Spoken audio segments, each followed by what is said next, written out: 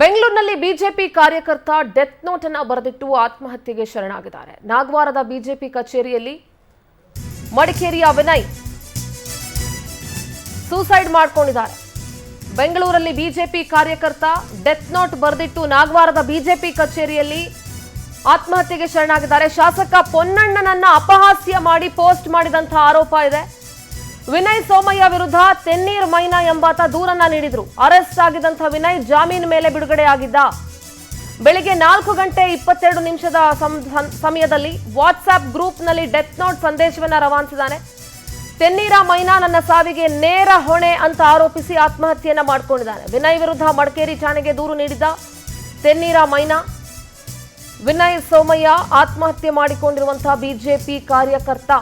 ನೋಡಿ, ಶಾಸಕ ಪೊನ್ನಣ್ಣ ಅವರನ್ನ ಅಪಹಾಸ್ಯ ಮಾಡಿ ಪೋಸ್ಟ್ ಮಾಡಿದಂತಹ ಆರೋಪ ಈ ವಿನಯ್ ಮೇಲಿದೆ. ಸೊ ಅದಕ್ಕೆ ತೆನ್ನೀರ ಮೈನಾ ಅನ್ನೋರು ವಿನಯ್ ಮೇಲೆ ದೂರನ್ನ ಕೊಟ್ಟಿದಂತೆ ಅರೆಸ್ಟ್ ಆಗಿದ್ದ ಈತ. ಜೊತೆಗೆ ಜಾಮೀನು ಮೇಲೆ ಕೂಡ ಹೊರಗಡೆ ಬಂದಿದ್ದ. ಹೀಗಾಗಿ ನನ್ನ ಸಾವಿಗೆ ತೆನ್ನೀರ ಮೈನಾ ನೇರ ಹೊಣೆ ಅಂತ ಆರೋಪಿಸಿ ಆತ್ಮಹತ್ಯೆನ ಮಾಡ್ಕೊಂಡಿದ್ದಾನೆ. ವಿರಾಜಪೇಟೆಯ ಶಾಸಕ ಸಿಎಂ ಕಾನೂನು ಸಲಹೆಗಾರ ಎಎಸ್ ಪೊನ್ನಣ್ಣ ಅವರನ್ನ ಅಪಹಾಸ್ಯ ಮಾಡಿ ಪೋಸ್ಟ್ ಹಾಕಿರುವಂತಹ ಆರೋಪ ಇದೆ. ಈ ತೆನ್ನೀರ್ ಮೈನಾ ಯಾರು ಅಂತಂದ್ರೆ ಎಎಸ್ ಪೊನ್ನಣ್ಣ ಅವರ ಆಪ್ತ ಅನ್ನೋದು ಗೊತ್ತಾಗ್ತಾ ಇದೆ. ಈತ ಪೊಲೀಸ್ ಸ್ಟೇಷನ್ಗೆ ದೂರನ್ನ ಕೊಟ್ಟಿದ್ರಂತೆ. ಆ ದೂರನ್ನ ಆಧರಿಸಿ ವಿನಯ್ನನ್ನ ಅರೆಸ್ಟ್ ಮಾಡಲಾಗಿತ್ತು. ವಿನಯ್ ಜಾಮೀನಿನ ಮೇಲೆ ಕೂಡ ಹೊರಗಡೆ ಬಂದಿದ್ದ. ಸದ್ಯ ಬೆಳಿಗ್ಗೆ 4:22 ಸುಮಾರಿಗೆ ವಾಟ್ಸ್ಆಪ್ ಗ್ರೂಪ್ನಲ್ಲಿ ಡೆತ್ ನೋಟ್ ಸಂದೇಶವನ್ನ ರವಾನಿಸಿದ್ದಾನೆ. ನಾಗವಾರದ ಬಿಜೆಪಿ ಕಚೇರಿಯಲ್ಲಿ ಮಡಿಕೇರಿಯ ವಿನಯ್ ಸೋಮಯ್ಯ ಸೂಸೈಡ್ ಮಾಡಿಕೊಂಡಿದ್ದಾರೆ. ನೋಡಿ, ಡೆತ್ ನೋಟ್ನಲ್ಲಿ ತೆನ್ನೀರ್ ಮೈನಾ ವಿರುದ್ಧವೇ ವಿನಯ್ ಆರೋಪಿಸಿರೋದು. ರಾಜಕೀಯ ದ್ವೇಷಕ್ಕೆ ನಮ್ಮ ಜೀವನದ ಜೊತೆ ಆಟ ಆಡಿದ್ದಾರೆ. ತೆನ್ನೀರ ನನ್ನ ಸಾವಿಗೆ ನೇರ ಹೊಣೆ ಅಂತ ವಿನಯ್ ಸೋಮಯ್ಯ ಆರೋಪಿಸಿದ್ದಾರೆ. ಅಭಿವೃದ್ಧಿ ಬಗ್ಗೆ ಪ್ರಶ್ನೆ ಮಾಡಿದಕ್ಕೆ ನನ್ನ ಮೇಲೆ ಕೇಸ್ ಹಾಕ್ಸಿದ್ರು. ಜಾಮೀನು ಸಿಕ್ಕಿದ್ರು ಸ್ನೇಹಿತನ ಮನೆಗೆ ಹೋಗಿ ಪೊಲೀಸರಿಂದ ವಿಚಾರಣೆ ಮಾಡಲಾಯಿತು. ಇದೆಲ್ಲ ವಿರಾಜಪೇಟೆ ಶಾಸಕ ಪೊನ್ನಣ್ಣ ಆದೇಶದಂತೆ ಮಾಡಿದ್ದಾರೆ. ಯಾರೋ ಹಾಕಿದ ಫೋಟೋಗೆ ನಮ್ಮ ಮೇಲೆ ಎಫ್ಐಆರ್ ಮಾಡಿಸಿದ್ರು. ನಮ್ಮ ಮೇಲೆ ರೌಡಿ ಶೀಟರ್ ಓಪನ್ ಮಾಡುವಂತ ಹುನ್ನಾರ ಕೂಡ ನಡೆದಿದೆ. ಅವರಿಗೆ ಸರಿಯಾದ ಶಿಕ್ಷೆ ಆದ್ರೆ ನನ್ನ ಸಾವಿಗೆ ನ್ಯಾಯ ಸಿಗುತ್ತೆ ಅಂತ ಡೆತ್ ನೋಟ್ ನಲ್ಲಿ ವಿನಯ್ ಸೋಮಯ್ಯ ಉಲ್ಲೇಖಿಸಿರುವಂತಹ ಮಾಹಿತಿ ಪವರ್ ಟಿವಿಗೆ ಸಿಕ್ಕಿದೆ.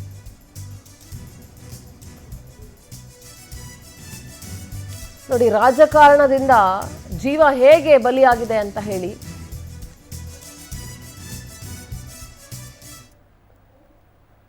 ಯಾರೋ ಹಾಕದಂತ ಫೋಟೋಗೆ ಪೋಸ್ಟ್ಗೆ ನನ್ನ ಮೇಲೆ ಎಫ್ಐಆರ್ ಮಾಡಿಸಿದ್ರು. ರೌಡಿ ಶೀಟರ್ ಓಪನ್ ಮಾಡುವಂತ ಹುನ್ನಾರ ಕೂಡ ನಡೆದಿದೆ. ಅಭಿವೃದ್ಧಿ ಬಗ್ಗೆ ಪ್ರಶ್ನೆ ಮಾಡೋದಕ್ಕೆ ನನ್ನ ಮೇಲೆ ಕೇಸ್ ಹಾಕ್ಸಿದ್ರು. ನನ್ನ ಸಾವಿಗೆ ನೇರವಾಗಿ ತೆನ್ನೀರ್ ಮೈನಾ ಅವರೇ ಕಾರಣ. ಅವ್ರಿಗೆ ಸರಿಯಾದ ಶಿಕ್ಷೆ ಆದರೆ ನನಗೆ ನನ್ನ ಸಾವಿಗೆ ನ್ಯಾಯ ಸಿಗುತ್ತೆ ಅಂತ ಆ ವಾಟ್ಸ್ಆಪ್ ಡೆತ್ ನೋಟ್ನಲ್ಲಿ ವಿನಯ್ ಸೋಮಯ್ಯ ಉಲ್ಲೇಖಿಸಿರುವಂಥ ಮಾಹಿತಿ ಸಿಕ್ಕಿದೆ.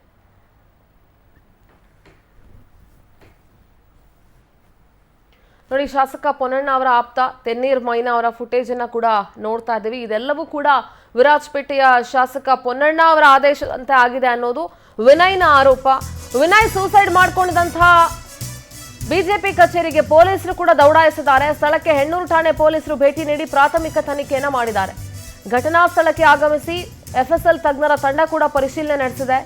ಆತ್ಮಹತ್ಯೆಯ ಬಗ್ಗೆ ಎಲ್ಲ ಆಯಾಮಗಳಲ್ಲೂ ಪೊಲೀಸರು ತನಿಖೆಯನ್ನ ಆರಂಭಿಸಿದ್ದಾರೆ.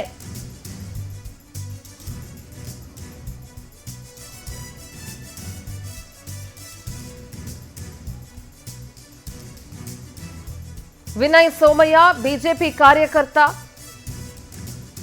ಸದ್ಯ ಇದು ರಾಜಕೀಯ ತಿರುವನ್ನ ಪಡ್ಕೊಳ್ಳುತ್ತೆ ಈ ಪ್ರಕರಣ ಅನ್ನೋದ್ರಲ್ಲಿ ಯಾವುದೇ ಅನುಮಾನ ಇಲ್ಲ. ಈಗ ನೆಕ್ಸ್ಟ್ ಪೊನ್ನಣ್ಣ ಅವರ ಆದೇಶದಂತೆಯೇ ತನ್ನೀರ್ ಮೈನಾ ನನ್ನ ವಿರುದ್ಧ ಈ ಥರ ಎಫ್ಐಆರ್ ಹಾಕ್ಸಿದ್ರು ಅನ್ನೋದು ಕೂಡ ಉಲ್ಲೇಖ ಆಗಿದೆ.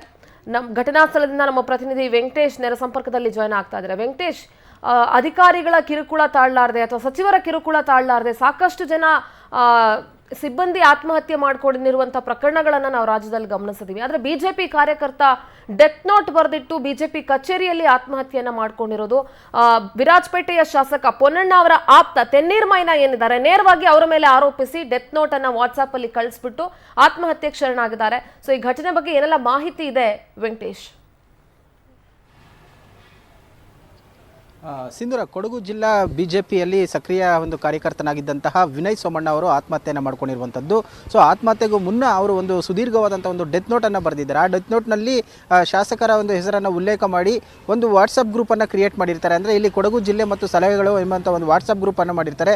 ಅದರಲ್ಲಿ ಜಿಲ್ಲೆಗಳಿಗೆ ಸಂಬಂಧಪಟ್ಟಂಥ ಏನು ಒಂದು ಕುಂದುಕೊರತೆಗಳು ಸಮಸ್ಯೆಗಳಿರುತ್ತೆ ಅದರಲ್ಲಿ ಅಪ್ಡೇಟ್ ಮಾಡುವಂಥ ಕೆಲಸವನ್ನು ನಿರಂತರವಾಗಿ ಮಾಡ್ತಾ ಇರ್ತಾರೆ. ಆ ಒಂದು ಗ್ರೂಪ್ಗೆ ಇವರೇ ಕೂಡ ಒಂದು ಅಡ್ಮಿನನ್ನು ಮಾಡಿರ್ತಾರೆ. ಈ ಒಂದು ವಿಚಾರಕ್ಕೆ ಸಂಬಂಧಪಟ್ಟಂತೆ ಶಾಸಕರ ವಿರುದ್ಧ ಒಂದು ಅವಹೇಳನಕಾರಿಯಾಗಿ ಒಂದು ಪೋಸ್ಟನ್ನು ಮಾಡಿದ್ದಾರೆ ಅಂತ ಹೇಳಿ ಇವರ ವಿರುದ್ಧ ತಣ್ಣೀರು ಮೈನಾ ಎನ್ನುವಂಥವರು ಒಂದು ದೂರನ್ನು ಕೊಡ್ತಾರೆ.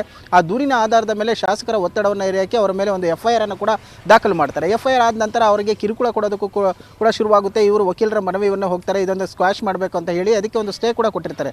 ಇದಾದ ಬಳಿಕ ನಿರಂತರವಾಗಿ ಇವರಿಗೆ ಕರೆಗಳು ಬರುವಂಥದ್ದು, ಅಶ್ಲೀಲವಾಗಿ ಬೈಯುವಂಥ ಕೆಲಸವನ್ನು ವಿನಯ್ ಸೋಮಯ್ಯ ವಿರುದ್ಧ ಪ್ರಕರಣಕ್ಕೆ ತಡೆಯಾಜ್ಞೆ ಇರುತ್ತೆ. ಆದರೂ ಕೂಡ ದೂರುದಾರ ಮತ್ತೆ ಇಬ್ಬರು ಶಾಸಕರ ಕಡೆಯವರು ಹಿಂಸೆ ಕೊಡ್ತಾರೆ. ವಿನಯ್ ಸೋಮಯ್ಯ ವಿರುದ್ಧ ಪ್ರಕರಣಕ್ಕೆ ತಡೆಯಾಜ್ಞೆ ಇರುತ್ತೆ. ಆದ್ರೂ ದೂರುದಾರ ಮತ್ತು ಇಬ್ಬರು ಶಾಸಕರ ಕಡೆಯವರು ಹಿಂಸೆ ಕೊಡ್ತಾರೆ. ಅವರ ಕಿರುಕುಳಕ್ಕೆ ರೋಸತ್ತು ವಿನಯ್ ಸೋಮಯ್ಯ ಆತ್ಮಹತ್ಯೆ ಮಾಡಿಕೊಂಡಿದ್ದಾರೆ. ನಾಗವಾರ ಬಿಜೆಪಿ ಕಚೇರಿ ಬಳಿಯಲ್ಲಿ ವಕೀಲ ನಿಶಾಂತ್ ಕುಶಾಲಪ್ಪ ಹೇಳಿಕೆ ಕೊಟ್ಟಿದ್ದಾರೆ. ಅನಗತ್ಯ ಒಂದು ಜೀವ ಬಲಿಯಾಗಿದೆ, ಬೇಸರದ ಸಂಗತಿ ಅಂತ ವಕೀಲರು ಮಾತನಾಡಿದ್ದಾರೆ. ಡೆತ್ ನೋಟ್ ನಲ್ಲಿ ಎಲ್ಲಾ ಡೀಟೇಲ್ಸ್ ಅನ್ನ ಬರೆದಿದ್ದಾರೆ. ಈ ಪ್ರಕರಣದ ವಿರುದ್ಧ ತಡೆಯಾಜ್ಞೆ ಇದ್ರೂ ಕೂಡ ಶಾಸಕರ ಕಡೆಯವರಿಬ್ರು ಮತ್ತೆ ದೂರುದಾರರು ಸಾಕಷ್ಟು ಕಿರುಕುಳ ಕೊಟ್ಟಿರ್ತಾರೆ. ಹಾಗಾಗಿ ಅವರು ಮನನೊಂದು ಆತ್ಮಹತ್ಯೆಗೆ ಶರಣಾಗಿದ್ದಾರೆ.